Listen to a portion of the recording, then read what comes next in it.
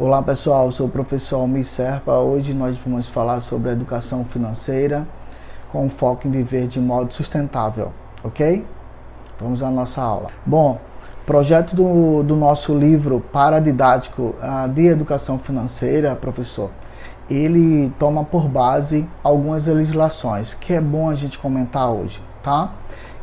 Observa, nossa obra ela tem como base a Lei 7.397. Essa lei é de 2010 e até então não havia sido cumprida nas escolas, mas ela determina o ensino da educação financeira nas escolas no nosso país. Então isso é importante que você saiba, professor, para que você use melhor ainda essa obra em sala de aula, porque ela tem a ver com a cultura popular, com a história do dinheiro do nosso país, com finanças, com economia, com matemática, ok? Uma outra legislação que traz à tona essa lei 7.397 é a BNCC. A Base Nacional Comum Curricular, ela obriga o ensino dessa disciplina para os professores de matemática. Por isso que minha conversa é com você, professor, de matemática. Porque a BNCC obriga o senhor a usar a educação financeira nas escolas com o eixo da matemática. Então, existem várias habilidades distribuídas na BNCC que estão ligadas ao ensino de porcentagem e que o professor deve usar da melhor forma possível, fazendo um link com a educação financeira. Mas, professor, o que é a educação financeira e como ensinar em sala de aula? Isso nós vamos falar um pouco daqui a pouco. Bom, agora que os senhores e as senhoras professoras já sabem que e como usar esse material, quais são os principais eixos e onde ele está apoiado, nós desejamos a melhor instrução, a melhor aula e a melhor didática possível com esse material. Por exemplo, como nós estamos falando agora de educação financeira, os senhores poderiam usar moedas antigas. Professor, professora, a moeda traz muita coisa interessante. Ela tem uma história. Eu posso ensinar a história e o valor dessa história monetária. Então eu vou estar dando ideia de economia, de educação financeira e de história em que os nossos pais, os nossos avós passaram por dificuldades.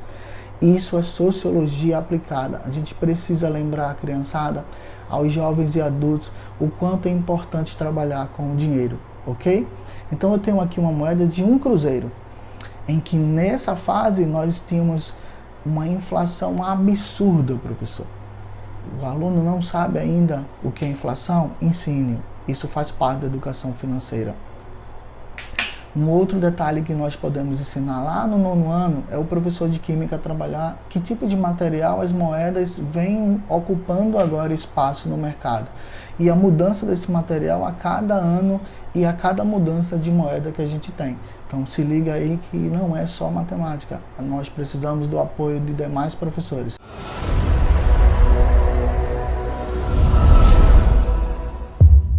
Falando em moedas, eu estou aqui com uma história japonesa, já que é o nosso mangá, nós não podemos deixar de fora, e é importante que os nossos alunos entendam o quanto o valor da moeda e a ideia social agregam para que nós possamos mostrar à população uma educação financeira. Por exemplo, essa moeda é japonesa e ela tem um furo, percebe? Por que ela é furada, enquanto outras moedas não são? Japão é uma ilha. Recursos naturais muito curtos. Se eu faço um furo no meio, esse material me ajuda a montar outra moeda. Isso é viver de modo sustentável. Isso é pensar de modo sustentável. Se liga, professor, a moeda, antes da gente ensinar números, ela tem outros valores, valores sociais, valores educacionais que são importantíssimos para a gente discutir. O Brasil é imenso, nós temos recursos a 1000, mas pode acabar. Então a gente precisa economizar e pensar no futuro. Isso é importante. Faça uso disso. Não deixe apenas para ensinar porcentagem, só cálculos. Isso é muito importante. Eu sou professor de matemática, eu sei o quanto é importante os cálculos. Contudo, para que a gente ensine melhor e com mais qualidade, parta da história, traga um contexto para que isso se fixe mais facilmente e o aluno comece a entender qual o papel da matemática na vida social, ok?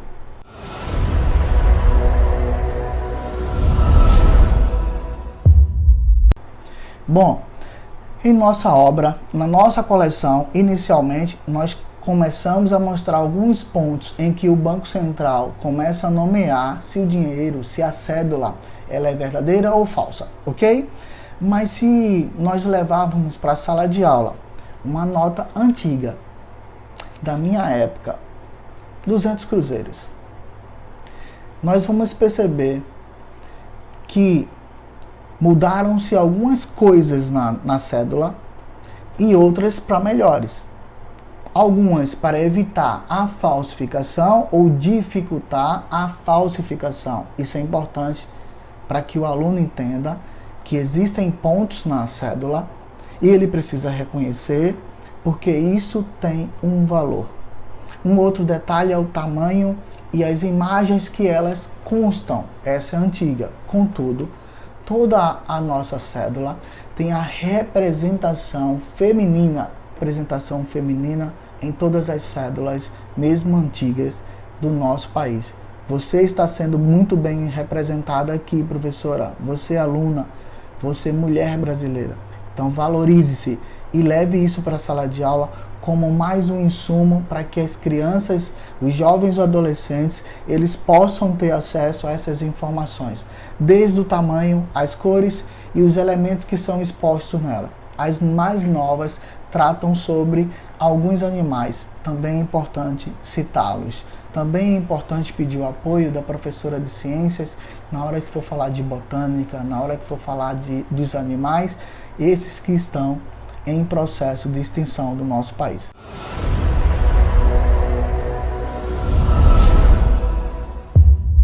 Então, agradeço a todos a oportunidade de estar discutindo sobre educação financeira.